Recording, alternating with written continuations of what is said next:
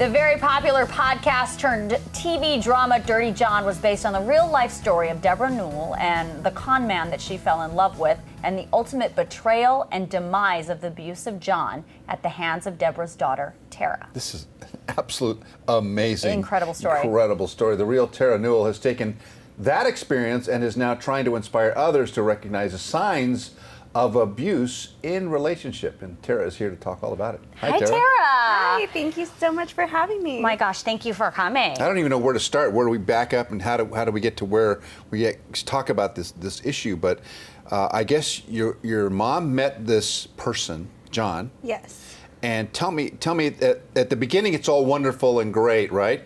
It's a great relationship. Let's start there. For her.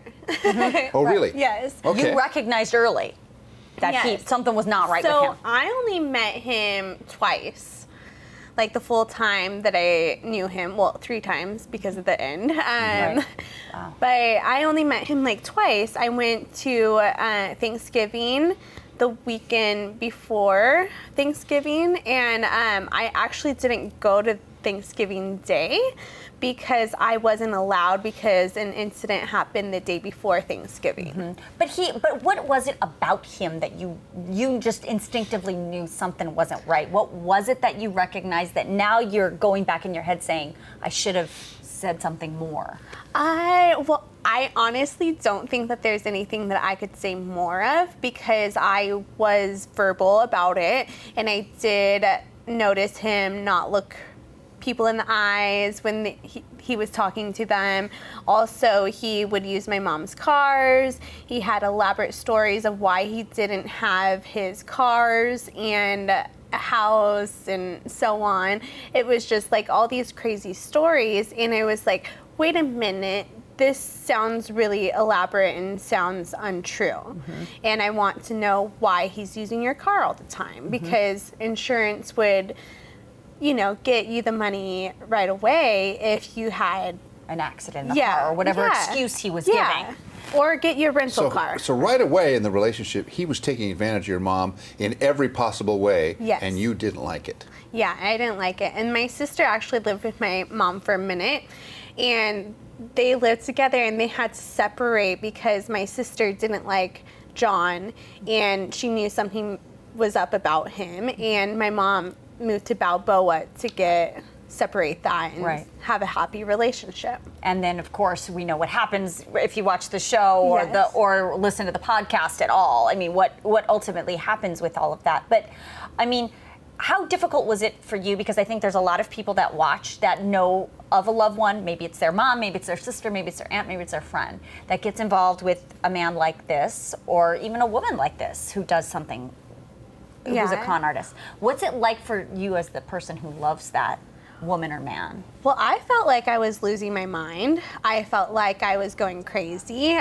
My mom and I got into this fight, and it really derailed our relationship for a minute because I've never had that feedback from my mom before. And my mom was so in love with this guy, and she couldn't see that, like, he was so mean to me, and I don't cause problems with people like that. So it was just like, he caused a problem with her youngest, like, sweeter daughter in, like, her mind. So it was like, why couldn't she see that something was wrong with that? Right. So then what happened? So at some point, she stopped enabling him in all of his cons, and threatened. How did it end up that you ended up being threatened by him? And then what happened? So my mom left him once, and then he was able to convince her with a lawyer that everything that we found out wasn't true, even though it was. And then she got back together with him. She learned that it was true, and then got together with a lawyer to figure out how to leave. And then she left him, but she had to plan and save money in order to get away, because leaving someone like this is so dangerous that you need to do it the smartest way possible. And so in the moment, and I don't mean to bring up horrible incidents, but in the end, you had to kill him. Yes. And how did that happen? Which, I mean, I couldn't imagine as a woman, a young woman, to have a big man like that approach you and basically try and kill you. Yeah. What was that like for you?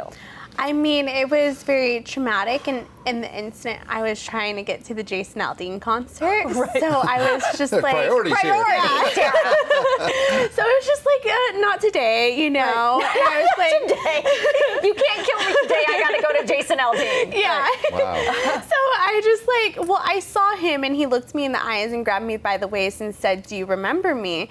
And when I looked up at him, I knew that it was either him or me, and he wasn't there to just take me to go get coffee or something. He was there to kill me and kidnap me. And so he tried to like push me towards his trunk, but I started to try to flee away.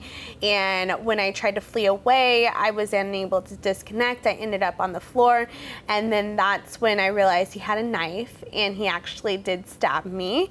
And I was able to kick the knife out of his hand and it landed right here, and I'm right-handed, so I picked it up and I just started wailing back on him. And then my dog was there also in the attack with me, biting his ankles.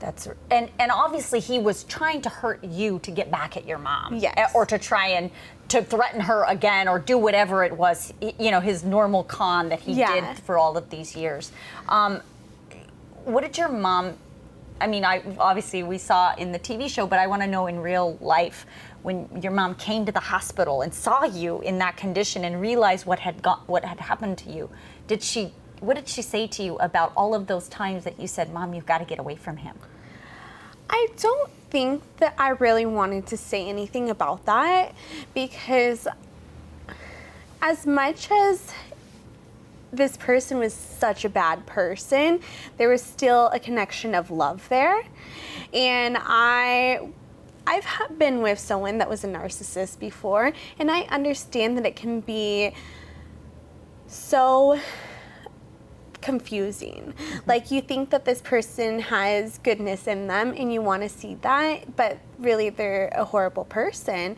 And I think that I was just so happy to have her there that I just gave her a hug, and that's all I wanted was my mom. Right. Well, you are a powerful, brave woman, and we commend you for surviving and being such a gracious person now. But we have so much more to talk about. Yeah, we definitely do. We're going to talk about what you're doing now, because you're taking this experience and doing a lot for other people. So we'll take a quick break, and we'll be right back.